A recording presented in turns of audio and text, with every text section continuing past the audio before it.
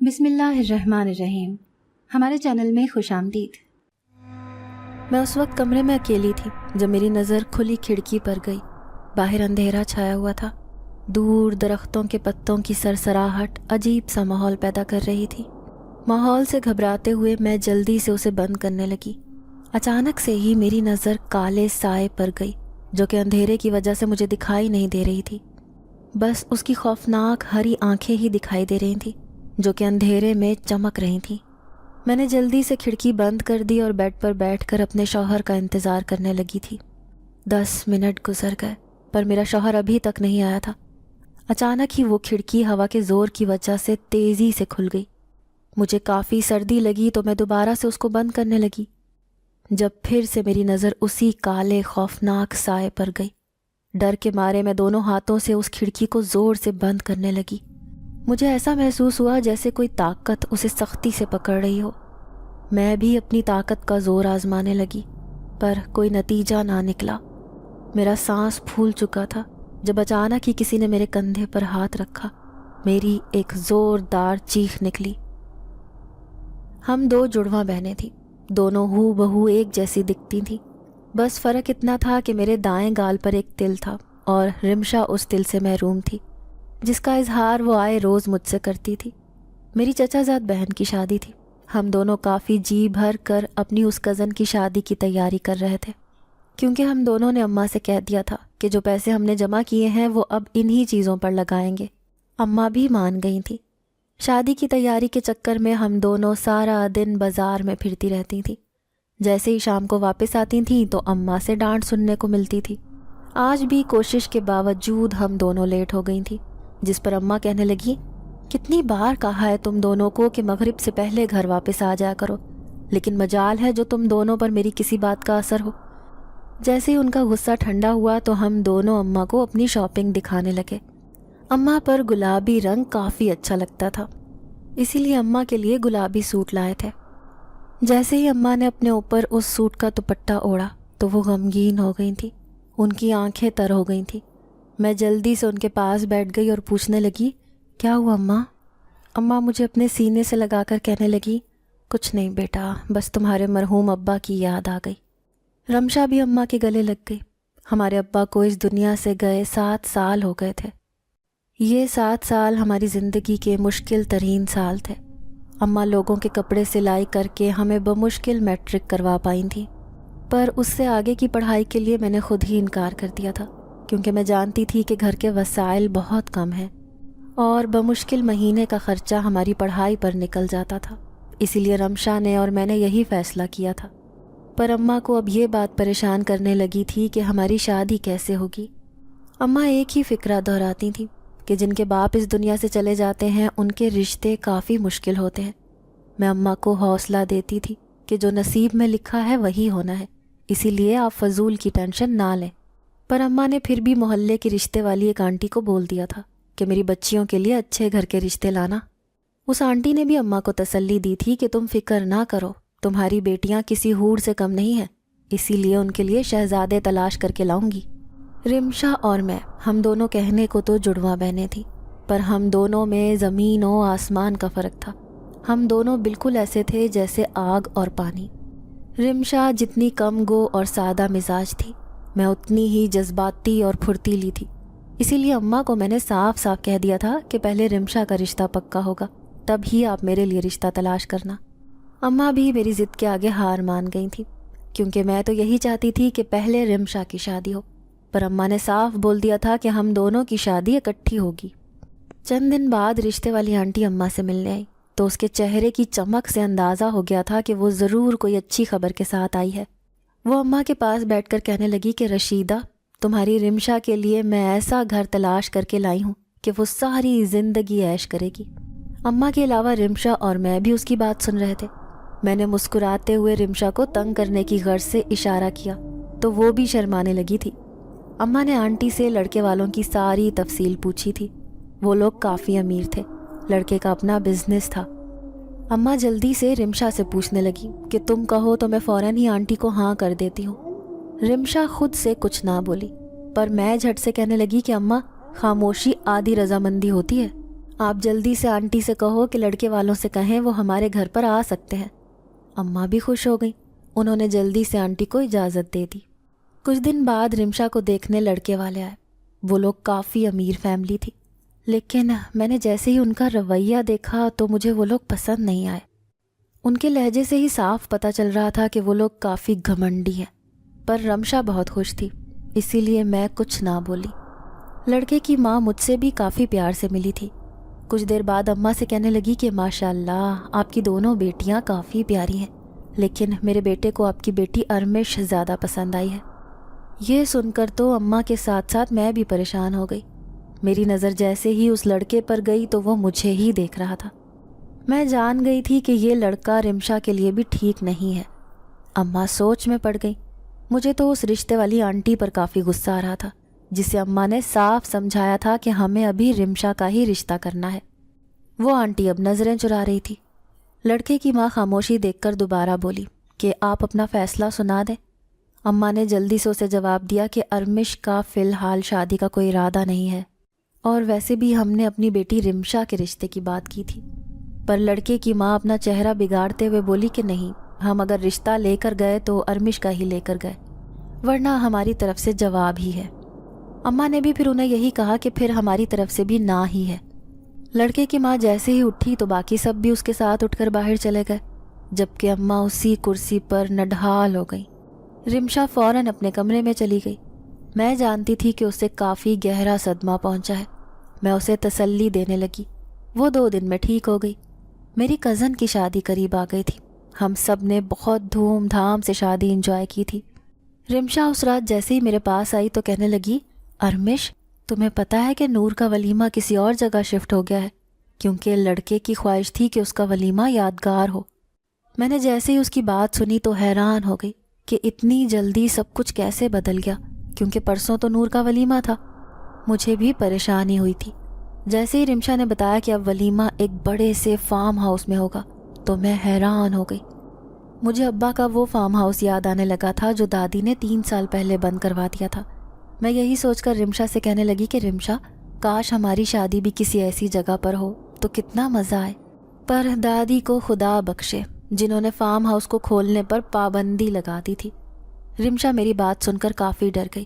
وہ کہنے لگی، نا ارمیش تمہیں یاد ہے نا، رات کو فارم ہاؤس میں سے خولناک آوازیں آتی تھیں جیسے کوئی جن بھوت اس میں رہتا ہو، اسی لیے تو دادی نے بند کروا دیا تھا۔ اس کی بات سن کر میں اس کا مذاق اڑانے لگی کہ تم کیا بچوں والی باتیں کر رہی ہو، بھلا آج کل کون ان چیزوں پر یقین کرتا ہے۔ لیکن رمشا بھی اپنی بات پر قائم تھی کہ اگر یہ بات جھوٹی ہوتی تو چھوٹی چچی کی موت کی وجہ سامنے آ جاتی، جو اچانک سے ہمیں چھوڑ کر چلی گئی تھی۔ رمشا کی بات سن کر مجھے وہ منظر یاد آنے لگے جب چچی کی نئی شادی ہوئی تھی۔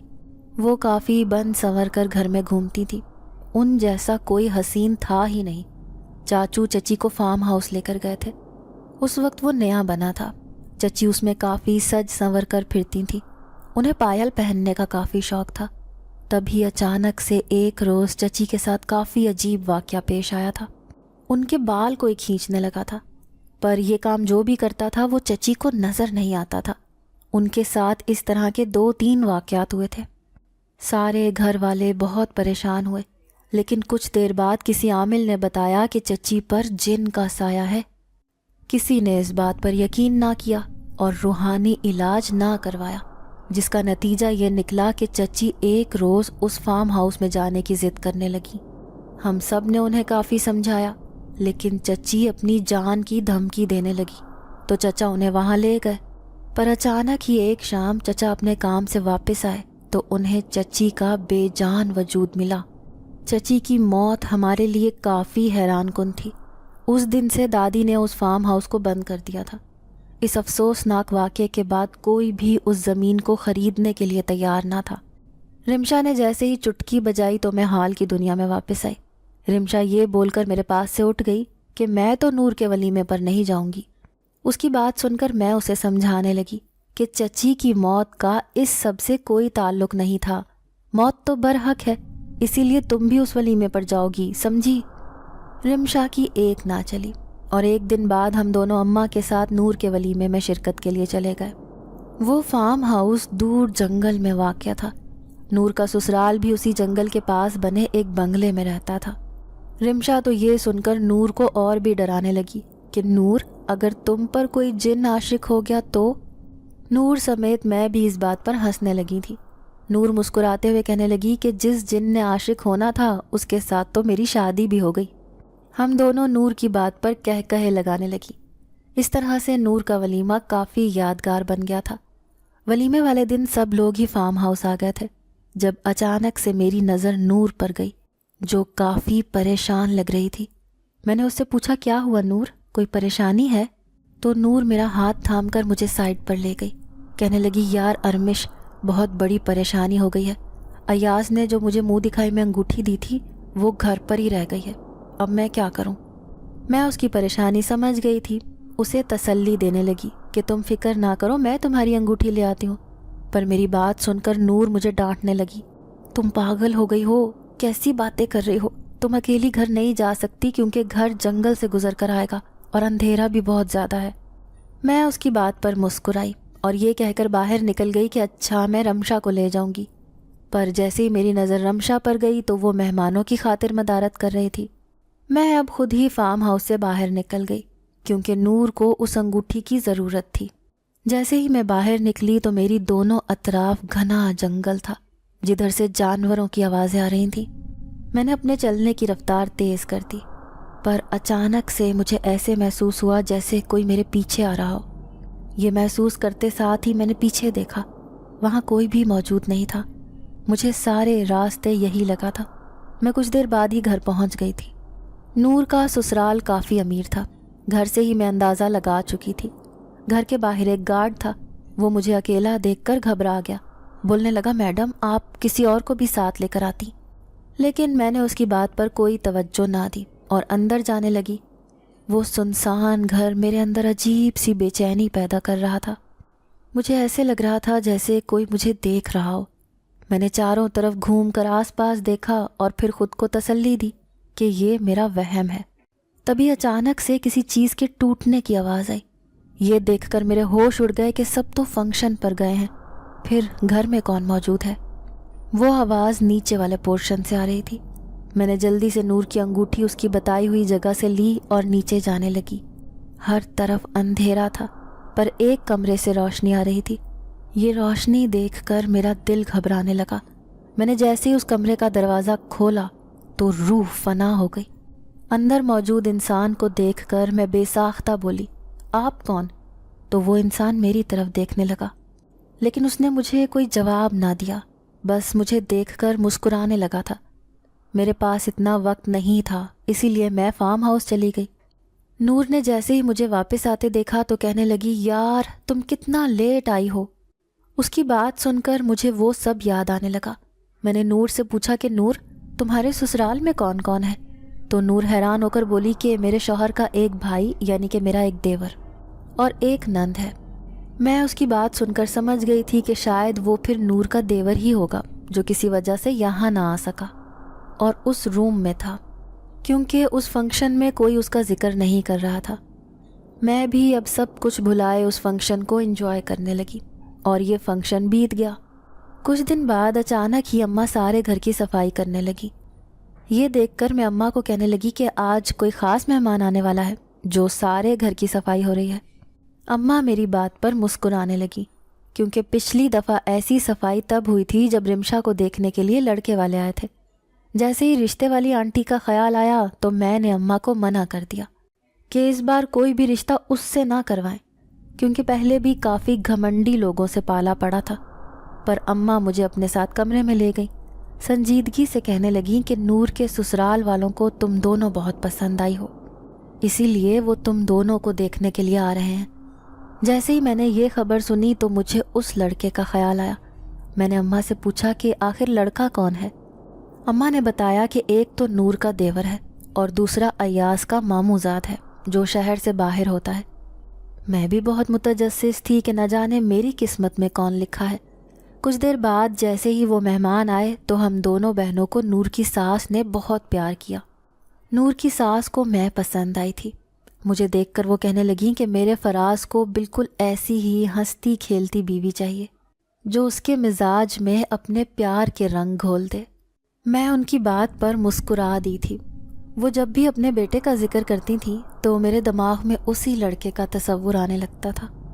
اسی طرح میری بہن کی منگنی شہزاد سے ہو گئی تھی، جبکہ میری منگنی ایاز کے چھوٹے بھائی فراز سے ہو گئی تھی۔ میں نور کی دیورانی بننے جا رہی تھی۔ نور بھی بہت خوش تھی، پر اماں نے فراز کی ماں سے کچھ وقت مانگا تھا اور ان سے گزارش کرتے ہوئے بولیں کہ میں نے ابھی تک اپنی بیٹیوں کے لیے کوئی جہیز تیار نہیں کیا ہے، اسی لیے مجھے کچھ وقت چاہیے۔ فراز کی ماں یہ سن کر کہنے لگی کہ ارے ایسی کوئی بات نہیں ہے، ہمیں تو بس آپ کی دونوں بیٹیاں چاہیے، ہمیں جہیز سے کوئی بھی مطلب نہیں ہے۔ اماں کا دل یہ بات سن کر کافی ہلکا ہو گیا تھا۔ وہ ہم دونوں بہنوں کی قسمت پر رشک کرنے لگی تھیں۔ میری شادی 1 سال بعد تھی، کیونکہ فراز باہر ملک میں ہوتا تھا۔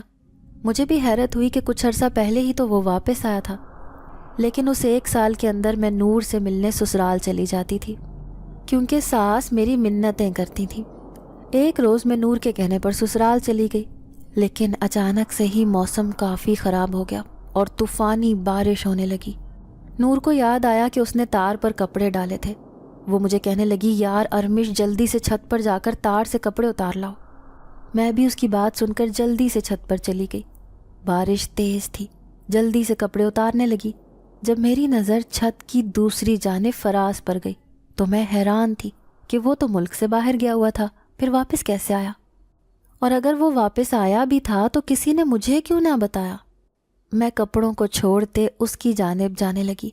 فراز مجھے دیکھ کر ہنسنے لگا، میں بھی اسے دیکھ کر مسکرانے لگی۔ منگنی کے بعد میں اس سے دوسری مرتبہ مل رہی تھی۔ جیسے ہی میں اس کے قریب گئی تو میرے چہرے پر مسکراہٹ پھیل گئی۔ فراز بھی مسکرانے لگا تھا۔ اگلے ہی لمحے اس نے میرا ہاتھ تھام لیا، مجھے دیکھتے ساتھ کہنے لگا اگر میں تمہیں اپنے ساتھ لے کر جاؤں تو کیا تم میرے ساتھ چلو گی؟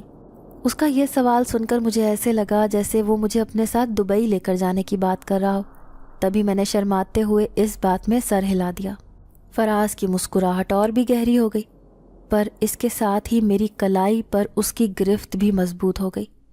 اس سے پہلے کہ وہ کوئی اور حرکت کرتا، جب یہ کہہ کر جلدی سے میں نے اپنی کلائی آزاد کروانے لگی کہ پلیز یہ سب شادی سے پہلے اچھا نہیں لگتا، اگر کسی نے دیکھ لیا، ابھی ہماری صرف منگنی ہی ہوئی ہے۔ لیکن فراز نے جیسے ہی میری بات سنی تو اس کی آنکھیں غصے سے لال ہو گئیں۔ نہ جانے اسے اچانک سے کیا ہو گیا تھا۔ اس کی آنکھوں میں اتنی شدت تھی کہ مجھے خوف آنے لگا تھا۔ وہ مجھے ایسے دیکھ رہا تھا جیسے مجھے جان سے مار ڈالے گا۔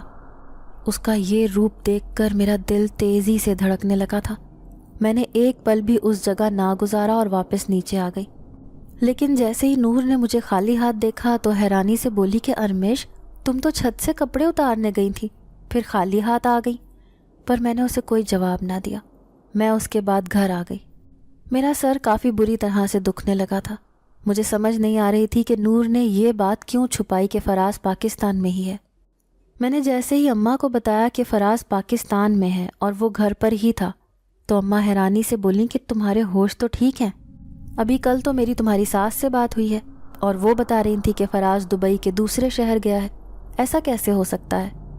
میں نے جیسے ہی اماں کی یہ بات سنی تو میرے پاؤں تلے سے زمین نکل گئی کہ پھر وہ شخص کون تھا جو میرے اتنا قریب تھا۔ مجھے اپنے وجود سے عجیب سی گھن آ رہی تھی۔ میں جھنجھلاہٹ کا شکار تھی۔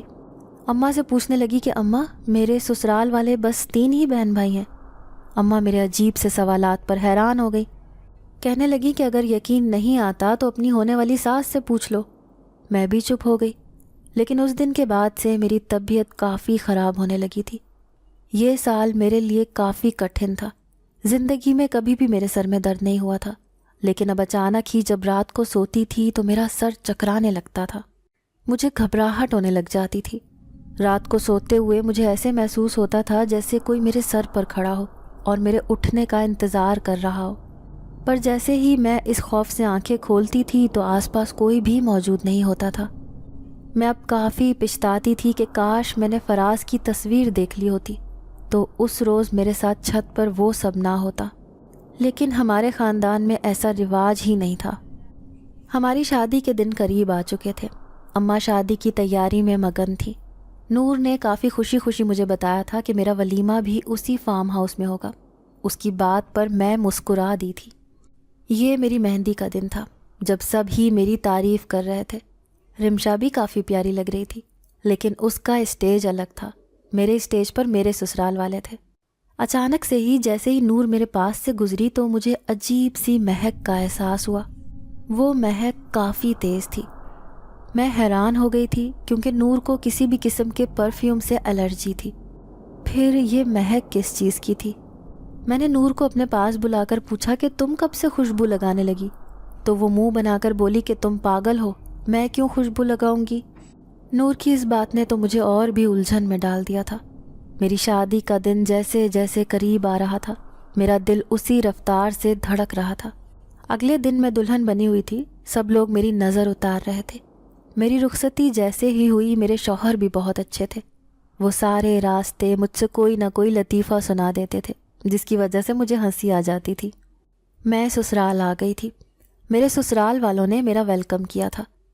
سسرال میں کافی لوگوں کا رش لگا ہوا تھا۔ میرے شوہر کے کافی زیادہ دوست تھے۔ کچھ دوست میری تعریف کرنے لگے۔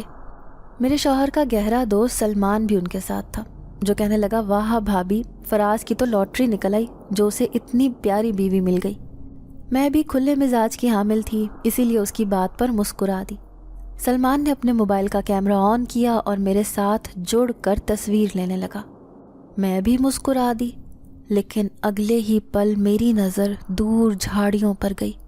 یہ دیکھ کر میرے ہوش اڑ گئے کیونکہ وہاں وہی شخص تھا جو اس دن مجھے چھت پر ملا تھا۔ میں اسے تیسری دفعہ دیکھ رہی تھی، پر وہ مجھے نہیں بلکہ وہ تو سلمان کو دیکھ رہا تھا۔ اس کی آنکھوں میں عجیب سی دہشت تھی، جیسے وہ کچھ کرنے والا ہو۔ پر جیسے ہی اس نے مجھے ایک نظر دیکھا تو وہ پھر سے مسکرانے لگا۔ اس کی یہ مسکراہٹ مجھے کسی انہونی کا احساس دلا رہی تھی۔ اگلے ہی لمحے وہ انہی جھاڑیوں میں غائب ہو گیا تھا۔ اپنے شوہر کے بلانے پر میں ان کے پاس چلی گئی۔ شوہر کو ایک کام تھا، اسی لیے میں خود ہی اپنے روم میں جانے لگی تھی۔ شوہر نے مجھے میرا روم بتا دیا تھا۔ میں جیسے ہی روم میں گئی تو اچانک سے میری نظر سامنے گئی۔ وہ منظر دیکھ کر میری روح لرز گئی تھی۔ میں نے جیسے ہی چیخ ماری سب لوگ اس کمرے میں آ گئے۔ میرے شوہر نے مجھے سہارا دیا، پر وہ بھی کافی غمگین تھے کیونکہ میں نے کچھ دیر پہلے اس روم میں سلمان کی لاش لٹکی ہوئی دیکھی تھی۔ میرے شوہر نے نور سے بولا کہ تم ارمش کو اس کا اپنا روم دکھاؤ۔ میں نور کے ساتھ دوسرے روم میں چلی گئی۔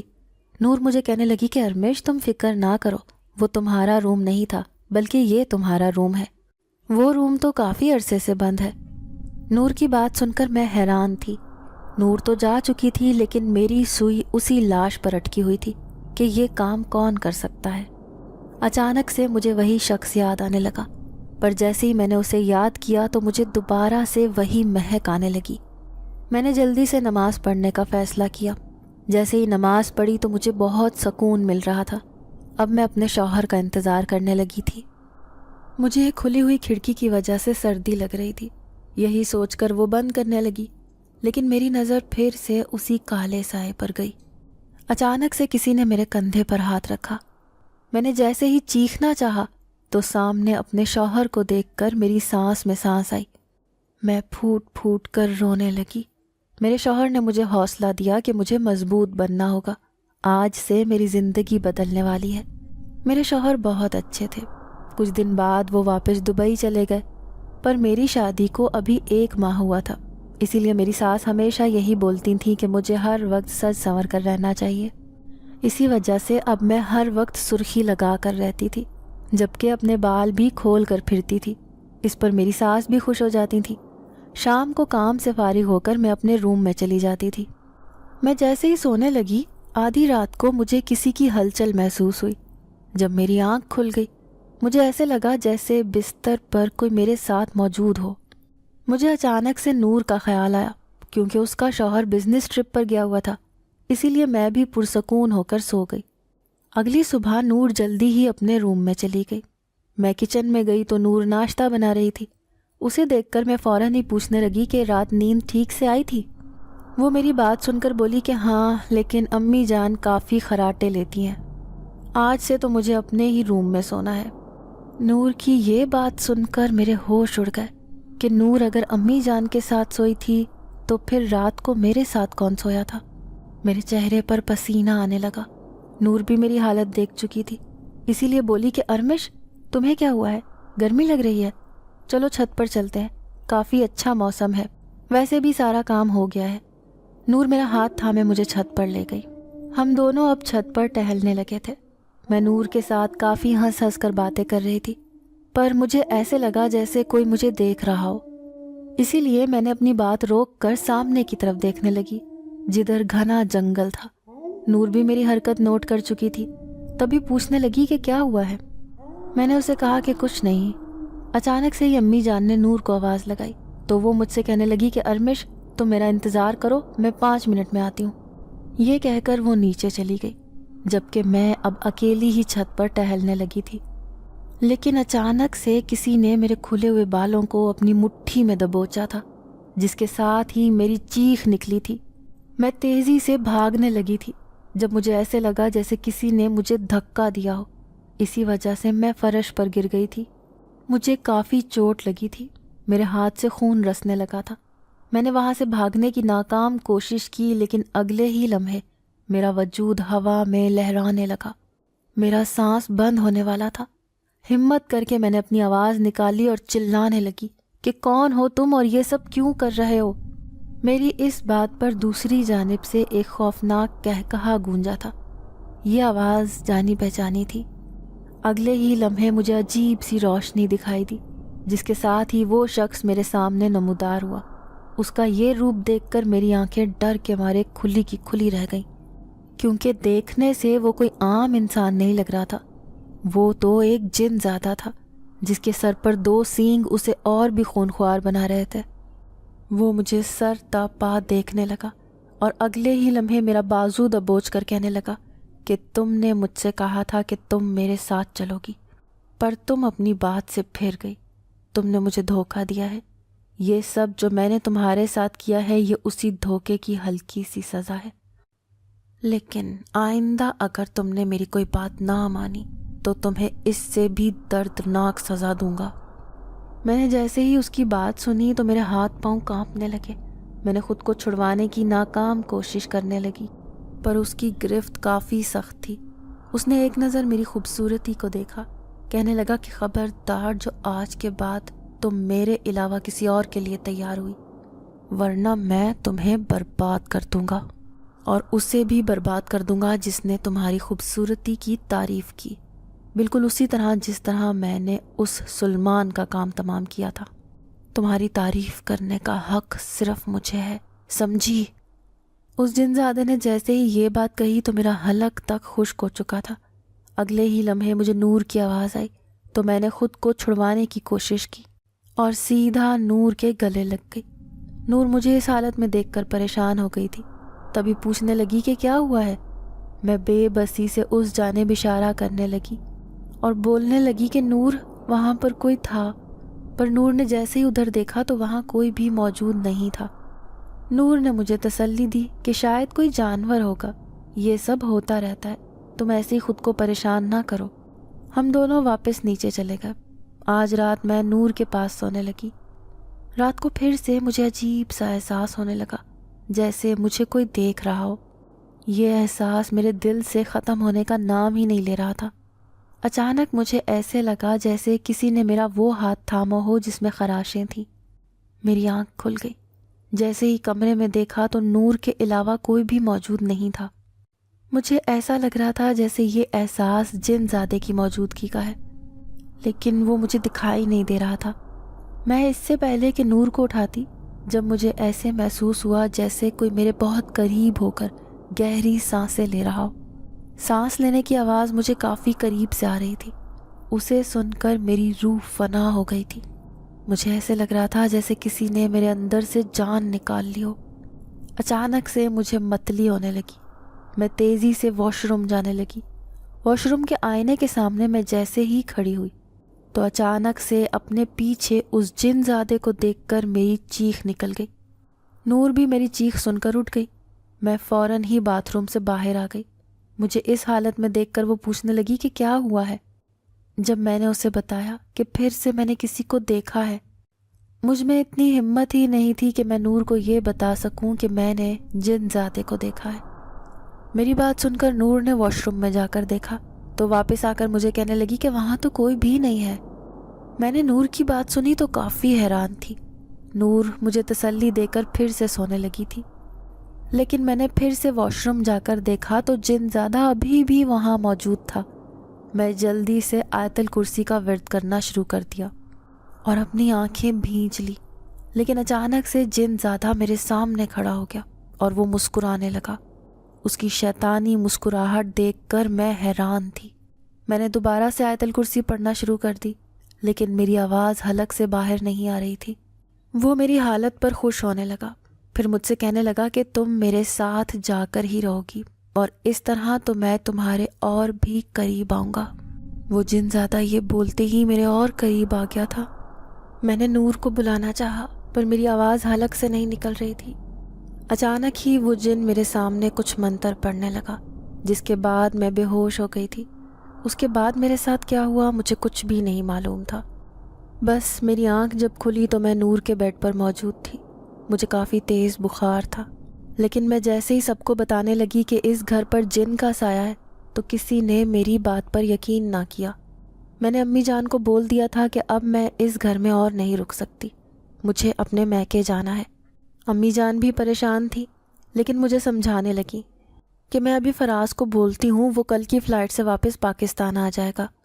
امی جان کی بات پر میں بھی مان گئی کہ شاید شوہر میرے ساتھ ہوگا تو مجھے اس جن زادے کا خوف کم ہو۔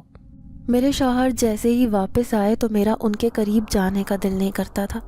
وہ بھی میری حالت سمجھ گئے تھے اور مجھ سے پیار سے پوچھنے لگے کہ اگر تمہیں کسی بات کا ڈر ہے تو مجھے بتاؤ۔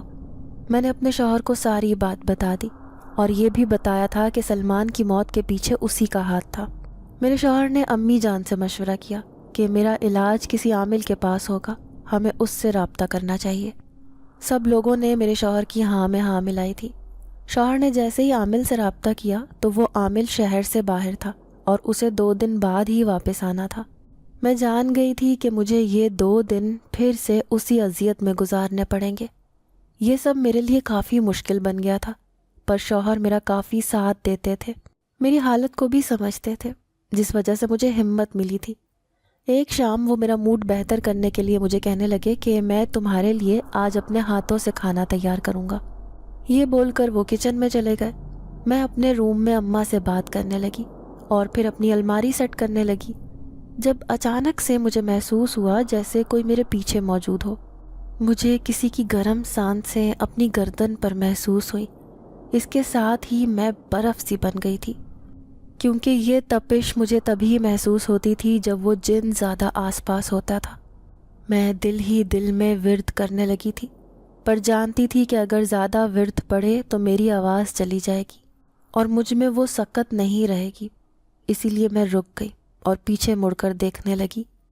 پر میں نے جیسے ہی پیچھے مڑ کر دیکھا تو میری جان میں جان آئی۔ میں نے اپنے شوہر کو دیکھ کر گہرا سانس لیا۔ فراز، آپ نے تو مجھے ڈرا ہی دیا تھا۔ وہ میری بات سن کر مجھے عجیب تاثرات سے دیکھنے لگے، ایسا پہلے کبھی نہیں ہوا تھا۔ اچانک سے انہوں نے میرا ہاتھ تھاما اور مجھے بیڈ کی جانب لے کر جانے لگے۔ میں ان کا ارادہ بھانپ چکی تھی، جبھی فوراً سے بولی کہ آپ تو آج کھانا بنانے والے تھے، پھر کیا ہوا؟ لیکن میرے شوہر نے میری کسی بھی بات کا کوئی جواب نہ دیا۔ ان کا چہرہ کسی بھی جذبات سے عاری تھا۔ وہ بھی بیڈ پر آ گئے تھے، پر اچانک سے ہی روم کا دروازہ کھلا۔ کسی کے آنے کے ڈر سے میں اپنے شوہر سے الگ ہو گئی، لیکن جیسے ہی میری نظر سامنے گئی تو میرے شوہر ٹرالی میں کھانا سجائے کافی خوشی خوشی اندر آ رہے تھے۔ یہ سب دیکھ کر میں کانپنے لگی۔ اگر میرے شوہر باہر سے آ رہے تھے تو اندر کون تھا؟ یہ سب سوچ کر ہی میں زار و قطار رونے لگی۔ میرے شوہر نے مجھے حوصلہ دیا اور مجھ سے پوچھنے لگے کہ کیا ہوا ہے۔ میں نے انہیں ساری بات بتا دی۔ ان کو بھی پتہ چل چکا تھا کہ وہ جن مجھ پر عاشق ہے اور وہ مجھے پانا چاہتا ہے، جبکہ اگر کوئی بھی میرے قریب آئے گا تو وہ مجھے تکلیف پہنچائے گا۔ پر انہوں نے مجھے تسلی دی کہ ایسا بالکل نہیں ہوگا، وہ جن ہم دونوں کو قریب ہونے سے نہیں روک سکتا۔ اتنا ہی کہا تھا جب اچانک سے ڈریسنگ ٹیبل کا وہ شیشہ ایک جھنکار سے ٹوٹ گیا۔ میں خوف سے سمٹ گئی تھی۔ میں اپنے شوہر سے کہنے لگی کہ دیکھا، وہ جن زیادہ کبھی بھی ہم دونوں کو ایک نہیں ہونے دے گا. اگر میں نے آپ کو اپنے پاس بلایا تو آپ کو بھی نقصان پہنچ سکتا ہے. پر وہ بھی ضد میں آ گئے. کچھ دیر بعد پھر سے وہ میرے پاس آنے لگے، جب اچانک سے ہی خوفناک آواز کے ساتھ کانچ کا ٹکڑا ان کے ہاتھ میں چبھا. میرے شوہر کی چیخ پورے کمرے میں گونجی تھی، پر اس سے پہلے کہ میں ان تک پہنچتی وہ جن زیادہ مجھے بالوں سے گھسیٹ کر باہر لے کر جانے لگا. لیکن میرے شوہر نے میری ایک ٹانگ سختی سے پکڑ لی. اس کے ساتھ ہی اس جن زادے کی خوفناک آواز پورے کمرے میں گونجی، چھوڑ اسے ورنہ تجھے جان سے مار دوں گا. شوہر کو اس کی دھمکی کا کوئی اثر نہ ہوا، جب اچانک سے ہی شوہر کا وجود ہوا میں اڑتا ہوا دھڑام سے فرش پر گرا تھا. وہ بے ہوش ہو گئے تھے. وہ جن زیادہ مجھے باہر لے کر جانے لگا تھا، لیکن جیسے ہی ایک اسٹینڈ پر مجھے قرآن مجید رکھا دکھائی دیا تو میں نے جھٹ سے قرآن مجید کو اپنے دائیں ہاتھ میں تھام لیا تھا. اس کے ساتھ ہی مجھے ایسے لگا جیسے اس جن زادے نے مجھے آزاد کر دیا ہو، لیکن میرے حواس اب قابو میں نہیں تھے. میں بے ہوش ہو گئی تھی. جیسے ہی ہوش آیا تو میرے شوہر سامنے بیٹھے تھے. انہیں سلامت دیکھ کر میں نے سکھ کا سانس لیا.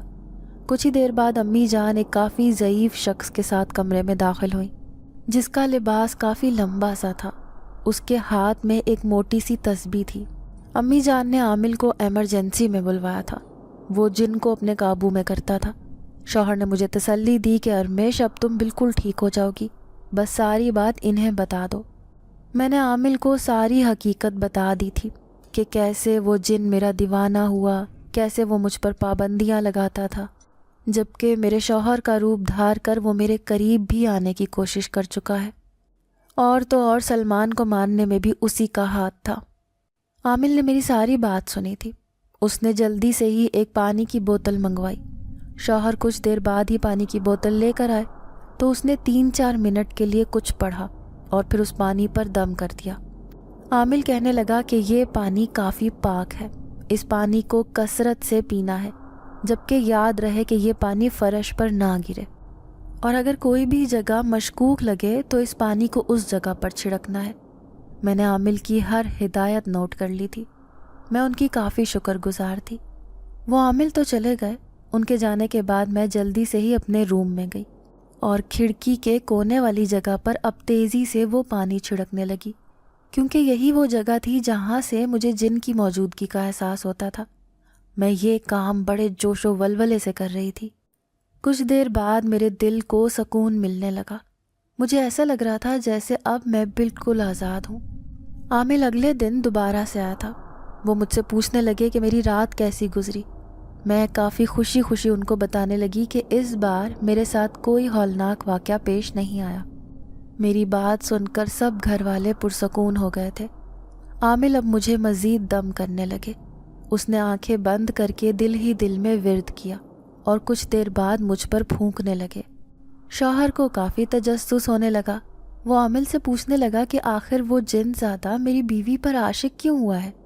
تو عامل بتانے لگا کہ تمہاری بیوی سج سنور کر اس کے سامنے گئی تھی، اسی وجہ سے اس رات پہلی نظر میں ہی وہ جن زیادہ تمہاری بیوی پر عاشق ہو گیا تھا، اور تمہاری بیوی اسے شاید اپنا منگیتر سمجھی تھی، تبھی غلطی سے اس سے بات کر بیٹھی. اسی وجہ سے وہ جن زیادہ تمہاری بیوی کا اور بھی دیوانہ ہو گیا. امی جان نے جیسے ہی یہ بات سنی تو پچھتانے لگی، کیونکہ وہی کہتی تھی کہ میں نئی نویلی دلہن ہوں، مجھے سج سنور کر رہنا چاہیے.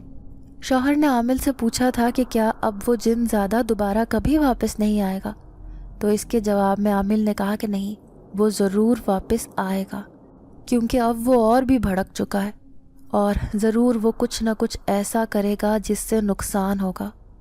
لیکن جیسے ہی وہ کوئی نقصان کرے تو اس سے پہلے ہی ہم اسے قید کر لیں گے.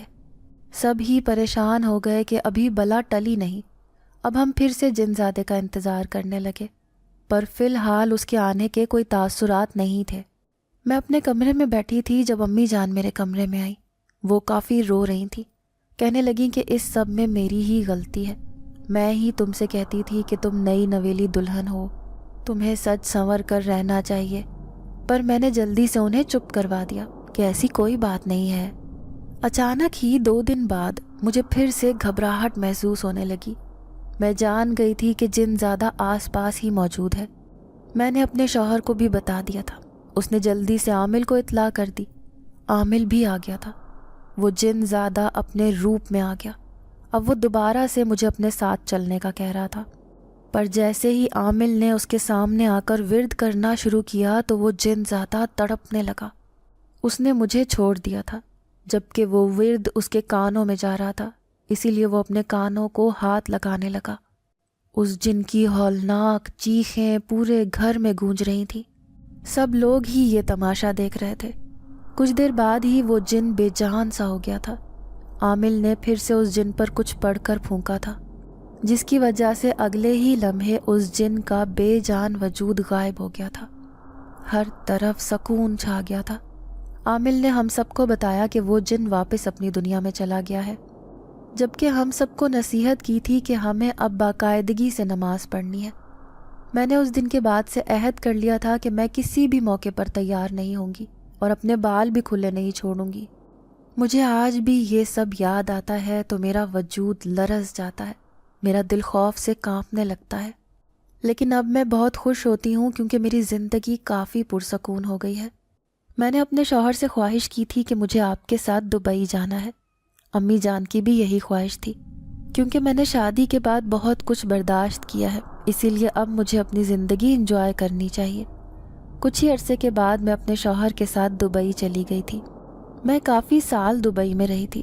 مجھے رمشا کی بھی بہت یاد آتی تھی۔